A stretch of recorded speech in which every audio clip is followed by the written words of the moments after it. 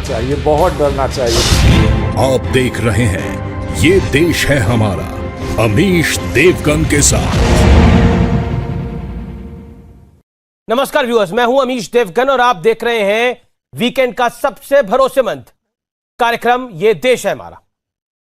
इस हफ्ते ये देश है हमारा में हम करेंगे दो धुरंधरों की महाटक्कर। मेरे साथ जुड़ेंगे डॉक्टर संबित पात्रा बीजेपी की ओर से और कांग्रेस की ओर से जुड़ेंगे कांग्रेस के पूर्व मंत्री और दिग्गज नेता सलमान खुर्शीद साहब। आज हर मुद्दे पर बात होगी, भ्रम की सियासत पर भी बात होगी, उत्तर प्रदेश में 2022 में होने वाले चुनावों की भी बात होगी, कांग्रेस की इंटरनल स्थिति की भी बात होगी और कश्मीर की भी बात होगी, धर्मांतरण की भी बात होगी। हर वो मुद्दा जो देश के दिल में है, आज ये देश है हमारा में उस विषय पर होगी सबसे बड़ी चर्चा। इसे बहस नहीं, इसे चर्चा कहिए, इसे मंथन कहिए, इसे चिंतन कहिए। आज दोनों पॉलिटिकल पार्टियां झगड़ेंगी नहीं, आज चर्चा होगी। तो मेरा अनुरोध है कि आज इस हफ्ते का देश है हमारा जरूर देखें।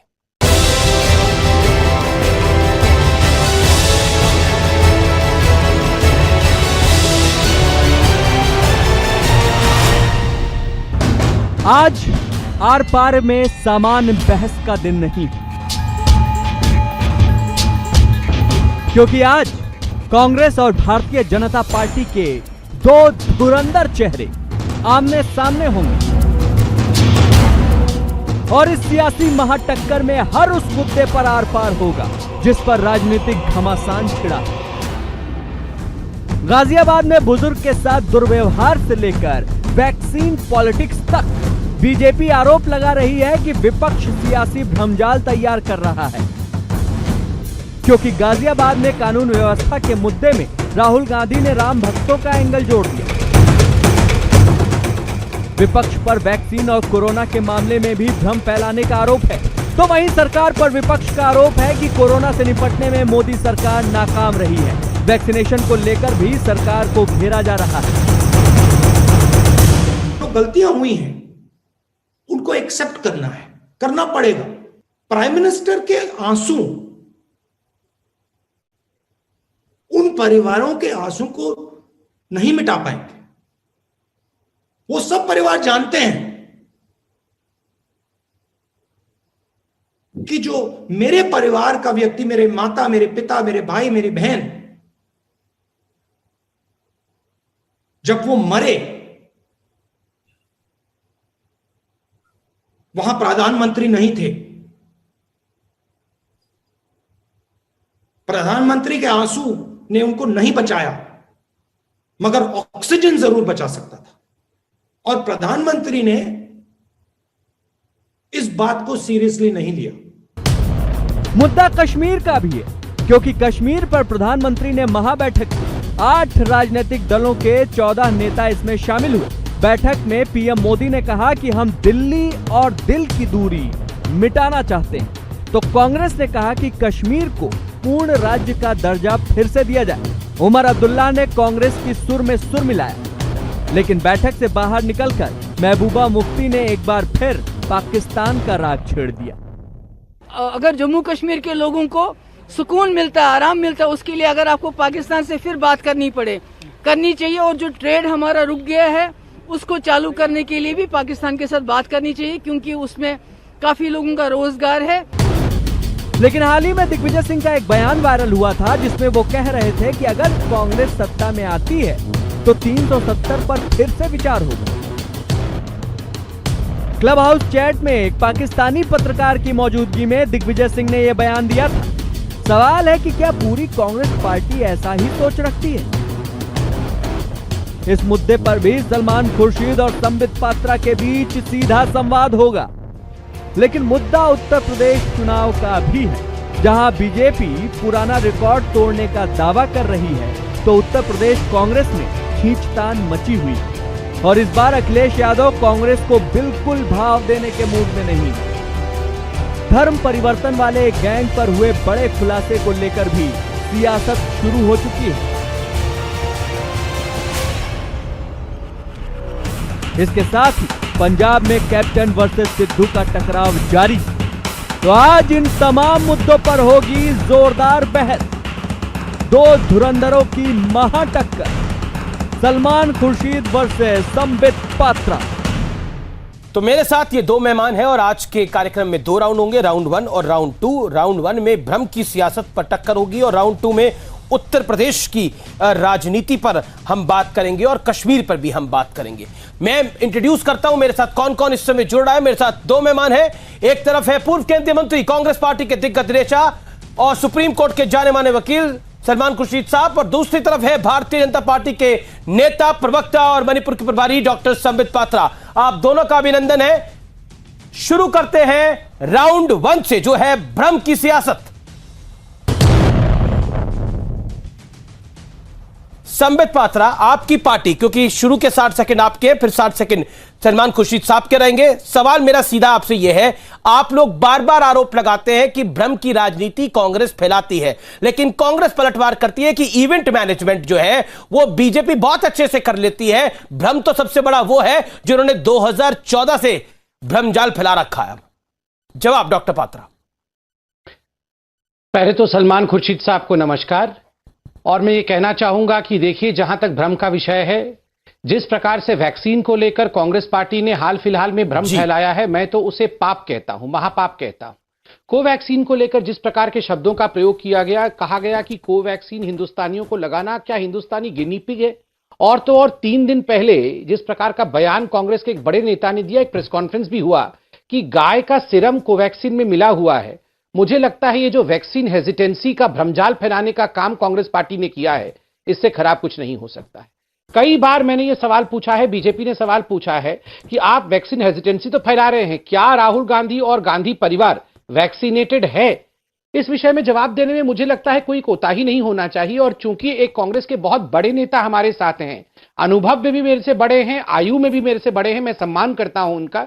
मुझे लगता है आज शायद राहुल गांधी जी, प्रियंका जी और रॉबर्ट वाड्रा जी के वैक्सीनेशन को लेकर सलमान जी जरूर बताएंगे कि उन्होंने वैक्सीन लिया है या नहीं, और अगर लिया है तो फोटो भी सार्वजनिक करेंगे, ताकि कम से कम जो लोग कांग्रेस को मानते हैं वो वैक्सीनेट तो हो।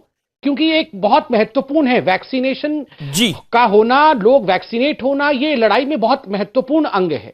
इसलिए मैं आशा करता हूं कि सलमान जी इसका जवाब देंगे। अगर राहुल गांधी जी वैक्सीनेट हुए हैं तो आदरणीय सलमान जी देश को इस खबर से अवगत कराएंगे।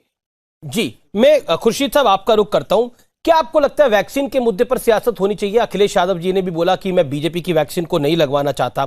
कांग्रेस ने आरोप लगाया, राहुल गांधी जी ने आरोप लगाया कि बीजेपी की सरकारें मौत के आंकड़ों को छुपा रही हैं। क्या कहना चाहते हैं आप?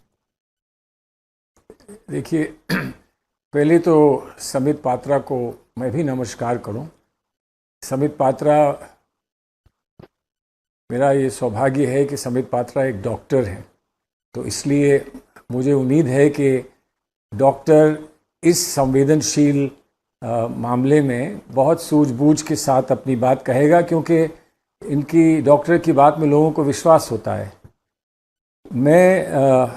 मुझे ना कोई अधिकार है ना जानकारी है कि मेरे अपनी पार्टी में किस किस ने वैक्सीनेशन ले लिया है, लेकिन इतना मैं कह सकता हूं कि मैं पार्टी का सच्चा कार्यकर्ता हूं और मैंने वैक्सीनेशन की दोनों डोजेस ले ली हैं।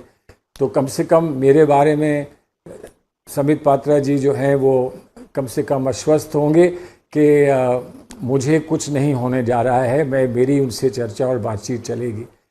मैं ये बात स्पष्ट कर दूं, कांग्रेस वैक्सीनेशन को सपोर्ट करती है, हमेशा से करती आई है। सिर्फ कोविड वैक्सीनेशन नहीं, हर किस्म के वैक्सीनेशन को, यूनिवर्सल प्रोटेक्शन के लिए वैक्सीनेशन को कांग्रेस सपोर्ट करती है और करना चाहिए। अब इसमें कहीं गाय के सीरम की बात करना और कुछ और करना उन लोगों को शोभा नहीं देता जो गाय को एक बहुत सम्मान देते हैं और बहुत अपनी जीवन का और भारतीय जीवन का एक बहुत प्रमुख अंग मानते हैं। तो उस बात को काहे छेड़ा जाए। वैक्सीन पर बात बड़ी स्पष्ट है, हम सब वैक्सीन लगाना चाहते हैं। अब किसी को मैनेजमेंट में कोई आपत्ति है कि हम ऐसे करते, आप ऐसे कर रहे हैं, डॉक्टर भी कहते हैं, साइंटिस्ट भी कहते हैं, कहीं ना कहीं लोगों में आपस में इसमें मतभेद है। उस मतभेद को वैक्सीनेशन होना चाहिए, उस पर कोई प्रश्न चिन्ह लगाने की गुंजाइश नहीं होनी चाहिए। जी, संबित पात्रा वो कह रहे हैं कि वैक्सीनेशन को लेकर किसी को आपत्ति नहीं होनी चाहिए, लेकिन सलमान खुर्शीद साहब, ये कांग्रेस के एक नेता ने ही कहा था कि उसमें गाय का सिरम है। हालांकि उसने बाद में अपना ट्वीट को डिलीट कर दिया। इस पर जरूर आप आगे क्लैरिफिकेशन दीजिएगा संबित पात्रा। लेकिन यह भी बात है कि जिस दिन 21 जून था उस दिन तो आंकड़े बहुत अच्छे आए वैक्सीनेशन के, लेकिन उसके बाद गिरावट है। उस पर आप क्या कहना चाहते हैं? इसी पे कांग्रेस तर्ज कस रही है कि इवेंट मैनेजमेंट है। देखिए, मुझे लगता है वैक्सीनेशन जैसे महत्वपूर्ण विषय को इवेंट मैनेजमेंट कहना कहीं ना कहीं बहुत छोटा कर देना है इस विषय को। और मैं तो कहता हूं वैक्सीनेशन ड्राइव को वाकई हर किसी को इसको इवेंट के रूप में ही लेना चाहिए और इसे मैनेज भी करना चाहिए कि कैसे ज्यादा से ज्यादा लोग अपने घर से निकलें और सेलिब्रिटीज डिमांड करें कि हम सब वैक्सीनेशन हो, वो एडवर्टाइज करें और ज्यादा से ज्यादा लोग, जो लोग वैक्सीन हेजिटेंसी में भी फंसे हुए हैं, उससे बाहर आके वैक्सीन ले। मगर दुख तब होता है जब बहुत पढ़े लिखे लोग, सलमान जी ठीक कह रहे हैं कि मैं तो डॉक्टर हूं, सलमान जी भी बहुत बड़े देश के वकील हैं, मगर जब बड़े बड़े नेता, राजनेता, मेंबर ऑफ पार्लियामेंट्स कहीं ना कहीं भ्रम फैलाने की कोशिश करते हैं। मनीष तिवारी जी, देखिए मनीष तिवारी जी मेरे भी अच्छे मित्र हैं, सलमान जी के अच्छे मित्र हैं, पढ़े लिखे और अच्छे व्यक्ति हैं। उन्होंने जब कहा कि Indians are being treated as guinea pig, मुझे लगता है ऐसे शब्दों का चयन करना ये उचित नहीं है। और जब एक मुख्यमंत्री किसी राज्य के कहते हैं कि हमें कोवैक्सीन नहीं चाहिए, हम कोवैक्सीन नहीं लेंगे, आपको पता है छत्तीसगढ़ में यह हुआ था, तो मुझे लगता है इस प्रकार एक राज्य मना कर देता है कि मैं कोवैक्सीन नहीं लूंगा, तो कहीं ना कहीं इससे वैक्सीन हेजिटेंसी भी फैलती है और इससे एक अच्छा संदेश जनता के मध्य में नहीं जाता है। जी, सलमान खुर्शीद, इस पर आपका जवाब। उस पर मेरा एक सवाल है, भावुक हम सब हो जाते हैं, आपको भी कई बार आप किसी से मिलने जाते होंगे तो भावुक हो सकते हैं, लेकिन इमोशनल पल सबके लिए होता है। प्रधानमंत्री भी जब वो कोविड की सेकेंड वेव की बात कर रहे थे तो वो इमोशनल हो गए।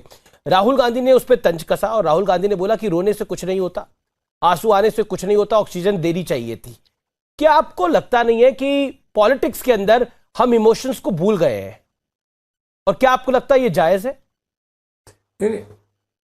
देखिए, इमोशन कोई एक खास किस्म का नहीं होता है, इमोशंस अलग अलग किस्म के होते हैं।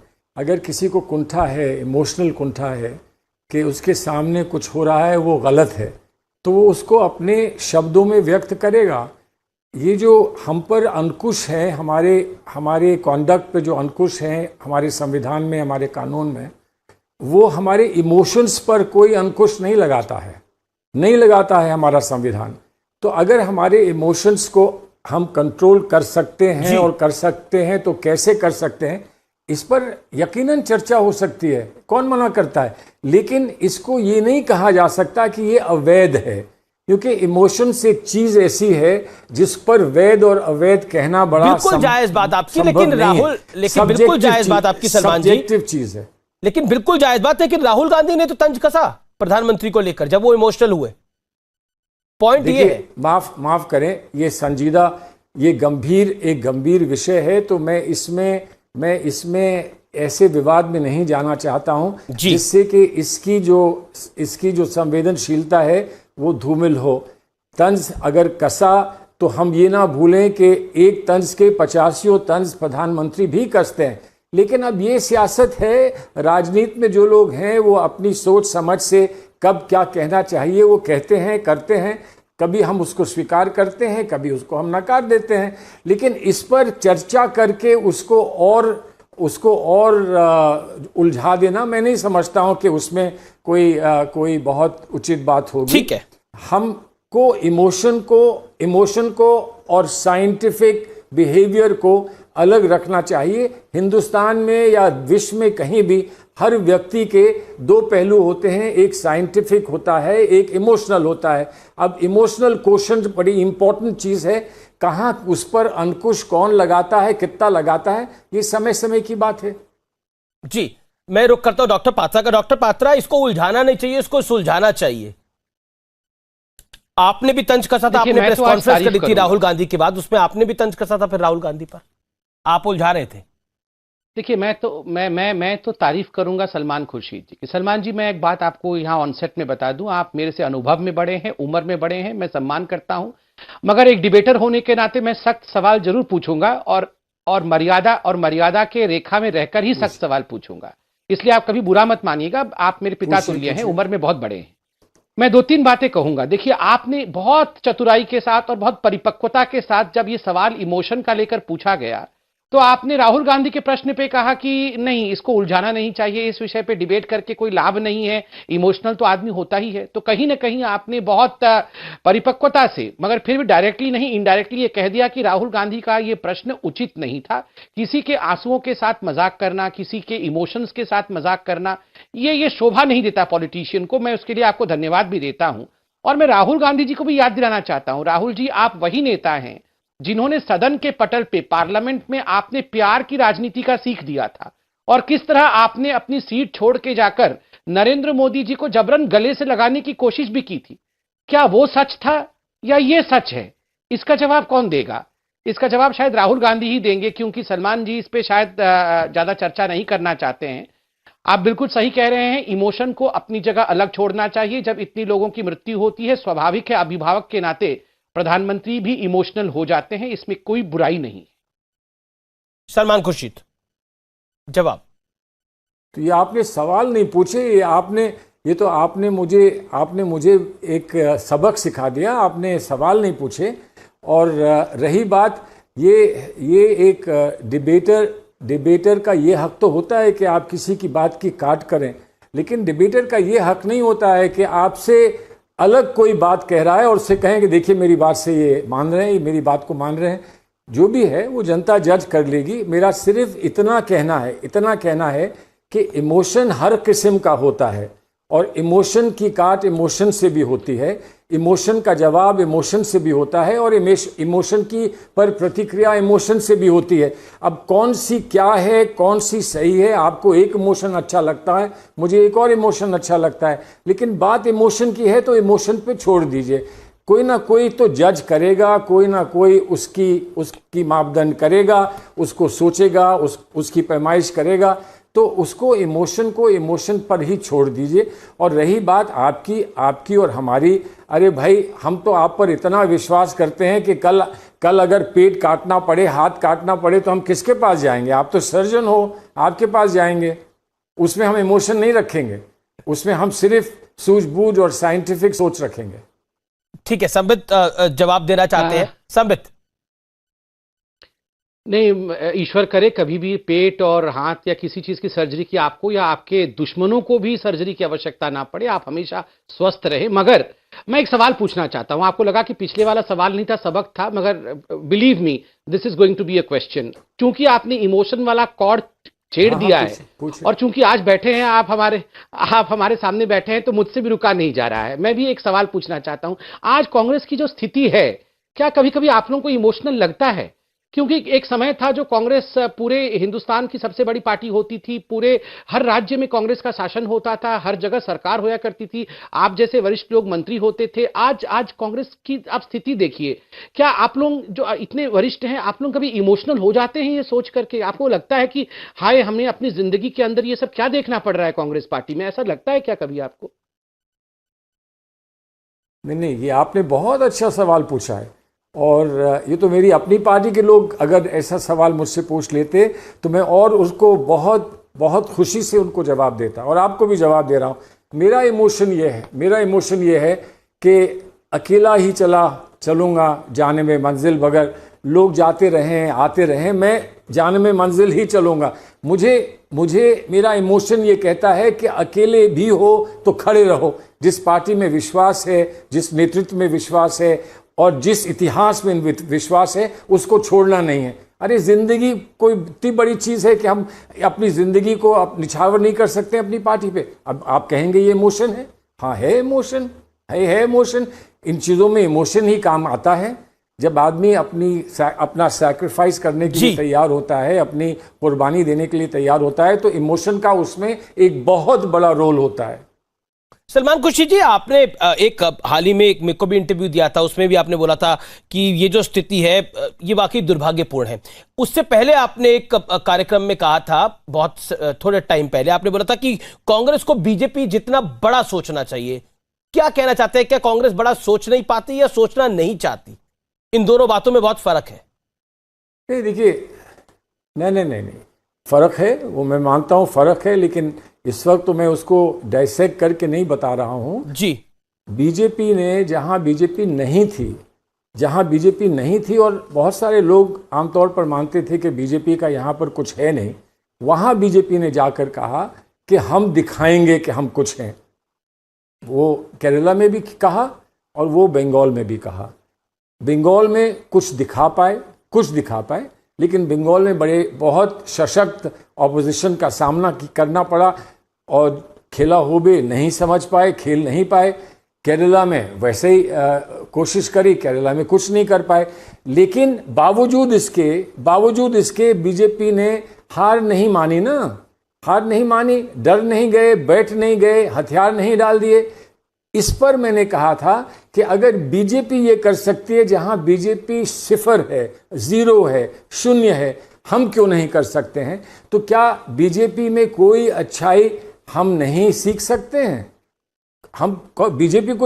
बीजेपी ऐसी दुश्मन हमारी नहीं है कि बीजेपी की जो बात बीजेपी से संबंधित है वो गलत होगी। अगर कोई अच्छी बात है तो उसको समझना, मानना, उसको फॉलो करने में कोई हर्ज नहीं है। आइडियोलॉजी बीजेपी की हम नहीं एक्सेप्ट करते हैं, उसका हम विरोध करते हैं। स्ट्रैटेजी बीजेपी की कहीं कहीं कामयाब हो सकती है, उसको हम फॉलो भी कर सकते हैं, क्यों नहीं कर सकते हैं। लेकिन ये मेरी अपनी राय थी, ये मेरी पार्टी की राय नहीं थी, ये मेरा अपना एक रिएक्शन था।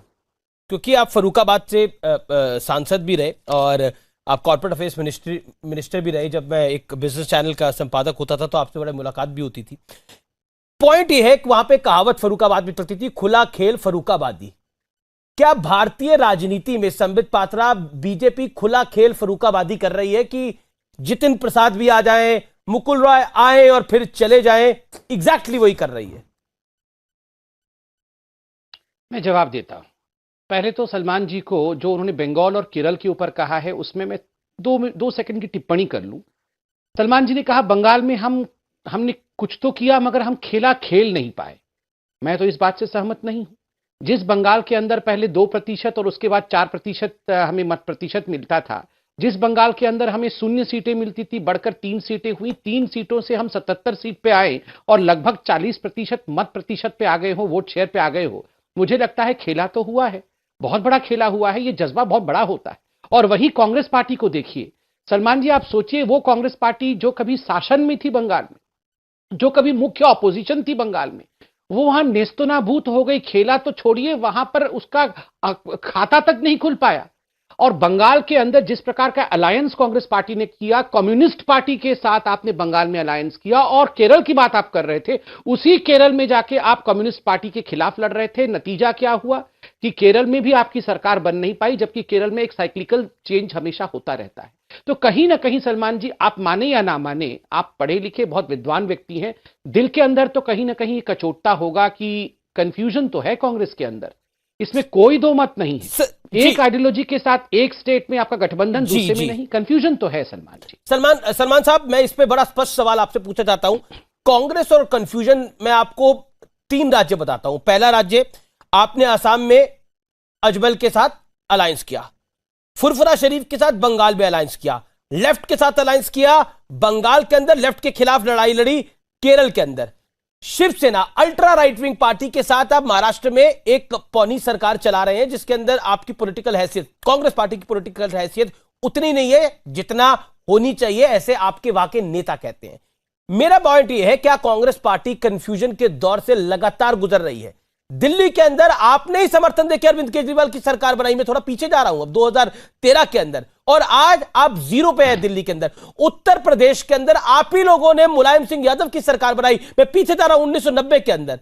क्या आपको लगता नहीं है कि कहीं ना कहीं मिस कैलकुलेशन हो जाता है, या फिर इसको सरल भाषा में बोले तो मिस्टेक हो जाता है? नहीं, देखिए, मिस्टेक हो जाता है। मैं आपसे ये तो मैंने कह नहीं सकता हूं कि हमने हर चीज सही करी है और इसीलिए हम इतने अच्छी स्थिति में हैं, ये तो मैं नहीं कह रहा हूं। बात हुई थी कुछ और। बात ये हुई थी कि आपने मुझसे प्रश्न ये पूछा था कि आपने ये कहा कि अगर बीजेपी बड़े पैमाने पे सोच सकती है जहां वो कुछ नहीं है, तो हम भी सोच सकते हैं। मैंने ये कहा था, और उस पर एक लंबी कहानी सुना दी संबित पात्रा जी ने, लंबी कहानी सुना दी कि हम कहां से कहां पहुंच गए। ये भी ना भूलें ना, अगर यही बात करनी है और पीछे ही देखना है, तो हम ये ना भूलें कि ममता जी भी तो रेलवे मिनिस्टर थी, तो वो बीजेपी की रेलवे मिनिस्टर थी, एनडीए की। तो आज उनको ममता जी उनके लिए दुश्मन हो गई। राजनीति में हालात बदलते हैं और हमारे भी हालात बदलेंगे। अगर ये संतुष्ट हैं, समित पात्रा जी संतुष्ट हैं कि हालात नहीं बदलेंगे, तो फिर कोई चर्चा की गुंजाइश ही नहीं है। मैं मानता हूं कि हालात बदलेंगे, मैं मानता हूं कि हालात बदलेंगे, स्थिति बदलेगी, हम फिर अच्छी तरह से फिर वापस भारत में कई जगह पर पहुंचेंगे और वो जल्द होगा, ऐसा मेरा मानना है। ये नहीं मानेंगे और ना माने तो कोई बात नहीं, इसीलिए हम लोग यहाँ चर्चा कर रहे हैं। हम में कन्फ्यूजन नहीं था। हमारी पॉलिटिक्स में आप बहुत कहेंगे तो ये कहेंगे कि कॉन्ट्रडिक्शंस हैं, लेकिन कॉन्ट्रडिक्शन भारतीयता में हैं। हम लोग अपने आप को कभी कुछ कह देते हैं, कभी कुछ कह देते हैं। कॉन्ट्रडिक्शन हमारी आज फॉरेन पॉलिसी में है, कॉन्ट्रडिक्शन आज बीजेपी जो कर रही है उसमें है, कॉन्ट्रडिक्शन इसमें है कि उन्होंने शिवसेना को अलग कर दिया, छोड़ दिया। तो कॉन्ट्रडिक्शन पॉलिटिक्स में होते हैं, कॉन्ट्रडिक्शंस के बिना पॉलिटिक्स नहीं होती, नहीं होना चाहिए। कॉन्ट्रडिक्शन अच्छी बात होगी सलमान साहब, लेकिन ये कॉन्ट्रडिक्शन बड़ा नहीं है। सलमान साहब 10 सेकंड में इसका जवाब दीजिए। ये कॉन्ट्रडिक्शन बड़ा नहीं है। Ultra right wing party Maharashtra में शिवसेना आपके साथ, दूसरी तरफ बंगाल में फुरफुरा शरीफ और असम में अजमल और केरल के अंदर मुस्लिम लीग। मतलब जहां जिस पे मौका मिले चौका मारना। देखिए ऐसा, पर वो चौका नहीं लगा। नहीं, चौका मारने की बात नहीं है। अगर हम इनमें से किसी को छोड़ेंगे तो बीजेपी उनको साथ ले लेगी। हम तो ये जानते हैं कि बीजेपी उनको साथ ले लेगी। अगर सरकार बनानी होती किसी स्टेट में तो उनको साथ ले लेती, लेकिन नहीं होना चाहिए। ठीक है, आप किसी भी पार्टी के साथ जिसके साथ हमारा समझौता हुआ है उसको आप यहाँ पर एक तरफा उसको आप कम्युनल मत कह दीजिए, उस पर अलग चर्चा करना चाहें तो कर लीजिए। फुरफुरा शरीफ में हमारा अलायंस नहीं था, हमारा जो बड़ा अलायंस था उसमें लेफ्ट फ्रंट ने उनको शामिल किया था, लेकिन थे उस ओवरऑल अलायंस में, वो थे, इसमें दो राय नहीं है। मैं सिर्फ इतना कह रहा हूं कि कॉन्ट्रडिक्शंस पॉलिटिक्स में होते हैं और शायद होते रहेंगे, नहीं होने चाहिए। इस पे अगर आगे हमको मौका मिलेगा तो उस पर जरूर काम करेंगे। ठीक है, संबित क्विक रिबटल। कंफ्यूजन नहीं है, कॉन्ट्रडिक्शन है। और अगर आप ये मौका दे देंगे तो आप चौका मार देंगे, तो आपको कैसे मारने दे? बीजेपी दुश्मन नंबर 1 है पॉलिटिकली। देखिए, 3 शब्दों को मैंने पकड़ा है अभी सलमान जी का। एक तो बड़ी सोच, उन्होंने कहा बड़ी सोच हम भी कर सकते हैं, हम भी बड़ी सोच रख सकते हैं। अमीश जी, आप ये बताइए, बड़ी सोच कौन हो? मस्तिष्क में सोच होता है, सोच हाथ पैर में नहीं होता है, सोच मस्तिष्क में होता है। और बड़ी सोच रखने के लिए एक अध्यक्ष चाहिए पार्टी में, केवल एक फंक्शनिंग अध्यक्ष नहीं, एक वर्केबल अध्यक्ष चाहिए, कार्यकारी अध्यक्ष नहीं चलेगा। बड़ी सोच तो उसी के मस्तिष्क में उपजेगा ना। और मैं तो बड़े आश्चर्य के साथ कह रहा हूं, सलमान जी शायद बोल नहीं पा रहे होंगे मगर सोच जरूर रहे होंगे। अध्यक्ष कहां है? अध्यक्ष बन ही नहीं पा रहा है, 1.5-2 साल हो गए आज कांग्रेस के पास अध्यक्ष नहीं है। तो ये बड़ी सोच पर सोनिया जी है, madam Gandhi number 1 Sambit, madam Gandhi है। मैंने कहा ना कार्यकारी अध्यक्ष कभी भी इतने बड़े पार्टी को, इतने बड़े जहाज को किनारे नहीं लगाता है। आपको वर्किंग प्रेसिडेंट चाहिए जो परफॉर्म करता हो, जो ग्राउंड में हो। नंबर 2 जो शब्द इन्होंने प्रयोग किया वो है हालात बदलेंगे, भविष्य में हम भी ऊपर आएंगे। सही बात है, हर बच्चा कहता है कि मैं क्लास में कभी ना कभी टॉपर तो बनूंगा ही, मगर उसके लिए परिश्रम करना पड़ता है, उसके लिए मेहनत करनी पड़ती है। अब चादर टान के हम सो जाएं और हम सपने देखें कि हम भविष्य में टॉपर बन जाएंगे तो फिर लोग उसे मुंगेरी लाल के हसीन सपने कहेंगे, वो एक हार्ड वर्किंग स्टूडेंट के सपने नहीं होंगे। जी। कहां है हार्ड वर्क आज कांग्रेस पार्टी में? आज मैं कंप्लीट कर रहा हूं। लास्ट में बहुत अच्छी बात कही, contradiction Indian way of life में है, कॉन्ट्रडिक्शन पॉलिटिक्स में होता है। मगर हां, अगर आटे में नमक के भाव के रूप में कॉन्ट्रडिक्शन हो तो सक्सेसफुल होगा, मगर पूरा आटा कॉन्ट्रडिक्शन होगा और नमक के भाव में डेमोक्रेसी होगी तो फिर वो कंफ्यूजन कहलाएगा, वो कॉन्ट्रडिक्शन नहीं कहलाता है। वक्त एक ब्रेक का है।